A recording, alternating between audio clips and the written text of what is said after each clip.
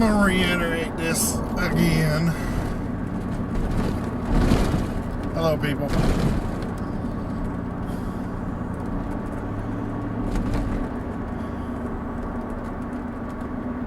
I'm gonna come off this one more time here.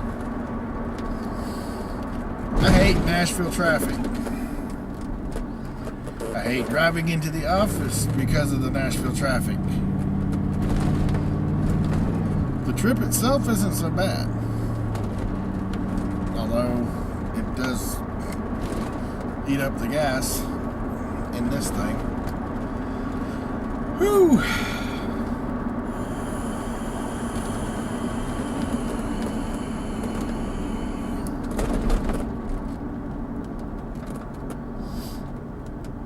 So, yeah, tomorrow I had actually planned on getting some things done, but may not be able to. I might have to wade out to my truck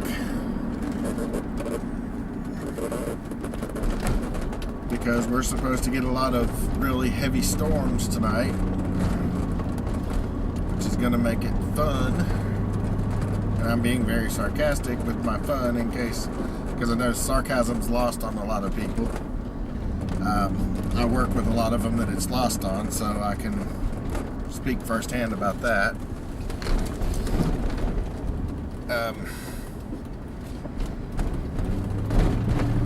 One thing I've figured out about sarcasm is it's not usually lost on the intelligent, I'll put it that way. And there's unfortunately an overabundance of people that aren't intelligent enough to comprehend the sarcasm. A buddy of mine sent me a link to a rant that a woman did. Steve sent the link for it.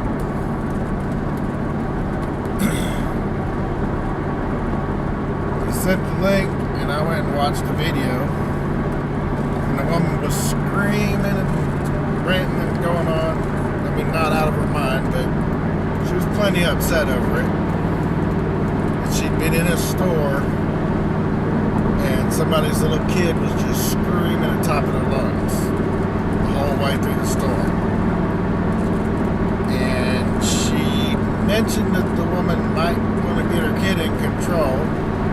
Of course, she used some words and phrases that I didn't even agree with, but I understood her frustration and I understood the point she was trying to make.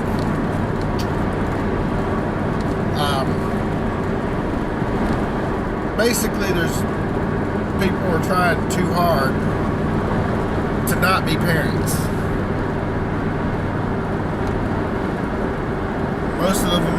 Most people aren't even out to be parents in the first place. It just kind of happens. And they don't know what to do after the fact. They don't know how to be a parent.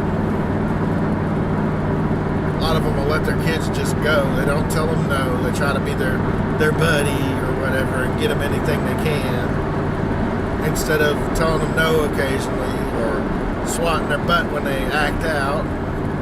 And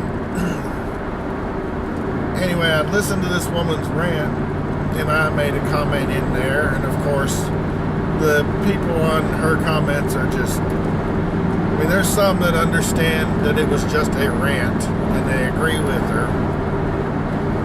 A lot of them, like me, don't agree with every word she used when she was ranting, but they agree with her in concept. She's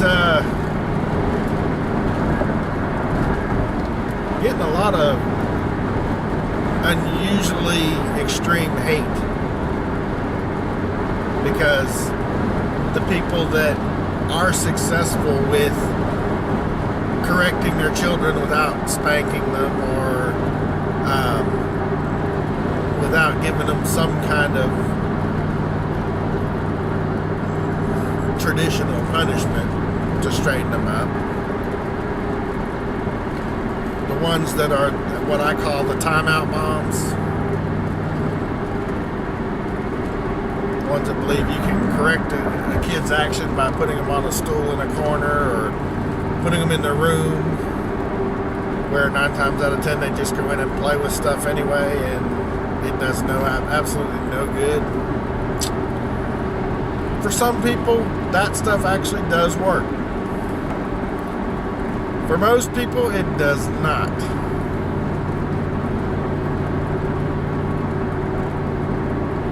Now, I know of people that had kids, people I grew up with even, that you could speak to their head and you didn't have to spank them or hit them or take stuff away or anything else. All you had to do was talk to them and they got it. But then there's also people that think that's how you correct a kid, and their kids just needed a good old-fashioned butt whipping. Now, I'm not talking about beating a child, because there's a difference. You don't have to, when the kid needs a spanking, you don't have to get into a knockdown, drag-out brawl with them. You don't have to beat them until they're senseless and can't even see straight.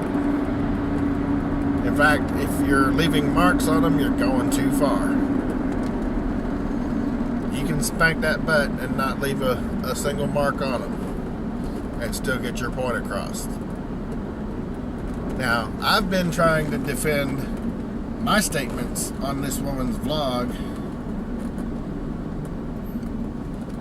with the timeout moms, because they think that their way is the only right way to raise a kid.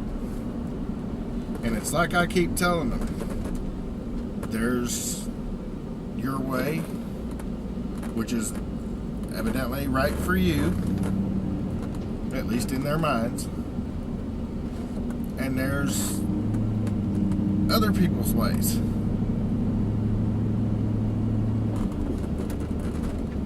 Nobody is 100%. There's no book on raising a child or caring for a child that tells you everything.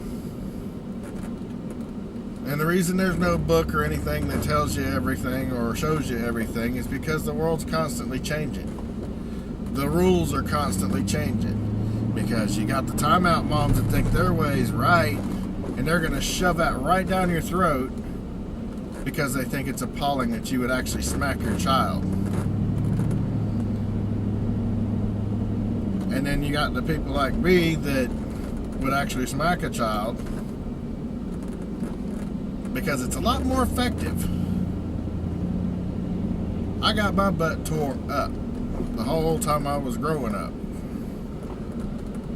And while at the time I hated my parents for doing it, I mean, I literally hated them. In a lot of ways, a lot of that, when I got older, I saw a lot of good that did, because otherwise I was headed down a really, really dark path.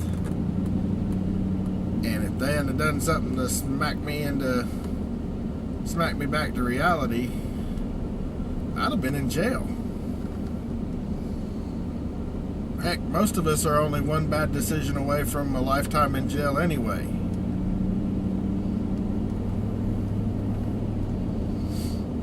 But my point is, there's no right or wrong except in the people's minds that are involved. The timeout moms think we're wrong for smacking the kid. We think they're wrong because we got to deal with their kids out in public. And we see what brats some of them are. And they're not okay. They're not just fine, as a lot of them keep saying they are. But there's some that actually do respond well to that kind of treatment.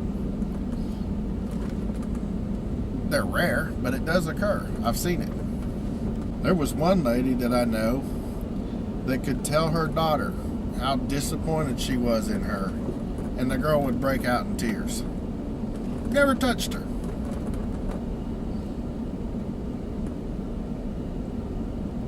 But she'd tell somebody else's kid that, and they'd look at her like, so?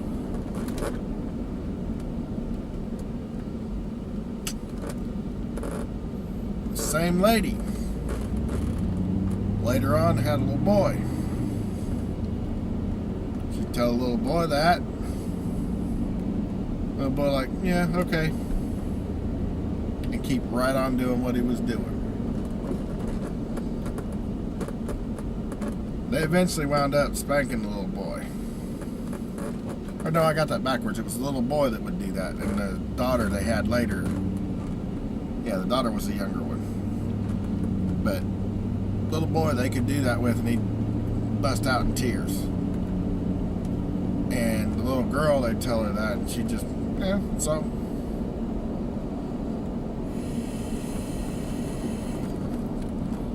My children. Those of you that have been on my channel a while, or that I talk to on Facebook a lot, know that I've got 5 children. Not one of those 5 children were able to be dealt with the same way and it be effective. Because the oldest boy, I think he might have got 2 spankings the whole time he was growing up that I know of. The oldest daughter, of course, she had a little bit of stubbornness. We tried talking to her head, that didn't work. So there was quite a few times we had to talk to her butt. But even at that, you probably couldn't count on both fingers and toes the number of times that she got a spanking. Sometimes you could talk. Sometimes you could talk to her head. Sometimes you had to talk to her butt. The youngest son was the next in line, and he had issues. Now, I don't know if he got these issues from my ex-wife, or if they were just kind of there in the shadows and we didn't see it until we got him up here with me and I got custody of him, or what the deal was. But he had a lot of issues. Now him, we ran out of ideas of what to do to correct it, because we took toys away from him because he never would clean them up. We'd buy them toys and stuff for like Christmases and birthdays, and they'd either leave it out, or he'd either leave it out or tear them up and leave the pieces laying everywhere. So I finally decided if he's tearing them up and leaving pieces everywhere, then he doesn't care much about the toys, so we'll just start pitching them out when he does that. And then he got where he wouldn't clean them up in the room either. And I told him, if you don't, every time I find a toy laying out on the floor, I'll give you one chance to pick it up, and then I'm throwing it out. So it wasn't like I was just being a overbearing butt. I actually gave him an opportunity to do the right thing and pick it up like I told him. 9 times out of 10, he wouldn't pick it up. I threw it out. Now, the only problem with that is sometimes he'd play with the older brother's toys and leave them out also. So after accidentally throwing out the wrong boy's stuff a number of times, I decided that I'd start telling both of them. I'd tell them such and such toy is laying in the middle of the floor. You may not have been the one to put it there, but in the event that it might be yours, this is your warning for you to pick it up or it's going to get thrown out. I gave them both the same message. So regardless of whose toy it was, they had an opportunity to pick it up or lose it. Basically, there was nothing that we could figure out that we could do because of his mental state. Nothing we figured out that we could do that would affect him enough that we can consider it a punishment. Because basically he'd do the punishment thing and he'd be like, yeah, so what? So we determined early on that he had some issues that were a little bit beyond our control or our experience. And my parents wound up taking him in, and because they had time, unlike us, they had time to run him to doctor's appointments and psychiatrists, and they were willing to take that on. So we let them do it. That one I consider a total failure. On my part, my wife's part, and I guess on my parents' part, even though they tried their butts off. I mean, they had him to psychiatrist after psychiatrist, trying to figure out what was wrong. They thought it was ADHD at first. Then it turned into that it was possibly bipolar. And then they came off with some other things that I'd never heard of before. They were a lot more serious than even being bipolar. And I didn't know what to think. I'm sitting here thinking, my God, what are they going to come up with next? And every little 3 or 4 digit title that they came up with for him had a whole another fistful of pills that went with it. And I know how much I hated taking pills as a kid, so I'm pretty sure he did. But anyway, we let my parents handle that, take him out there, and they actually put him on their insurance, which is a good thing because we've had bouts where we didn't have insurance ourselves just because of jobs changing around and things like that. But yeah, I mean, he just, in the end, he was a little bit more than any of us could handle. Middle daughter. More times than not, we could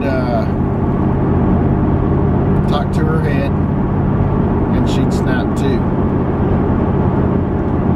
Occasionally, she'd test us just to see how far she could push before we push back. So she's the one I consider the calculating one, the one that actually thought about stuff, but she would still try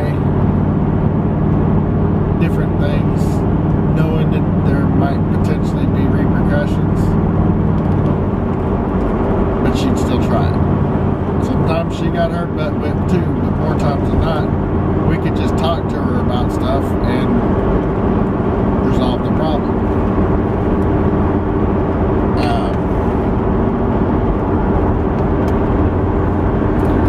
Youngest one, we could always just talk to, problem solved. Now, when she was a little kid, like 2 or 3 years old, of course, you could tell her no, and she was still insistent that she would want something. But she was never the kind to just pitch a fit until she got it. There were times she wound up pitching a fit, but it's because one of the brothers or sisters would take what she had. Now she, the baby,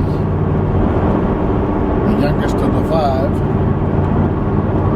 is 17. She's the only one left at home.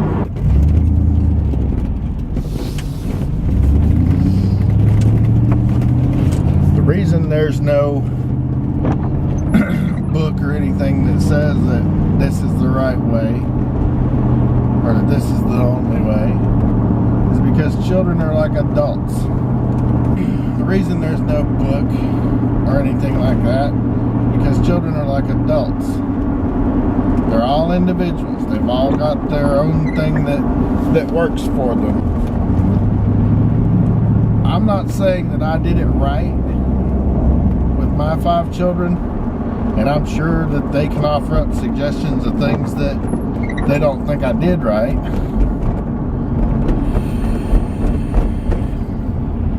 But being that there's no book on parenting,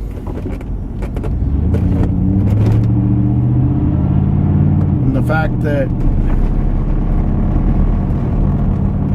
they had other parents that could have done differently with them, that just chose not to be parents. I don't think I did too bad because most all of them turned out alright. Now my son that's got the issues, the youngest son,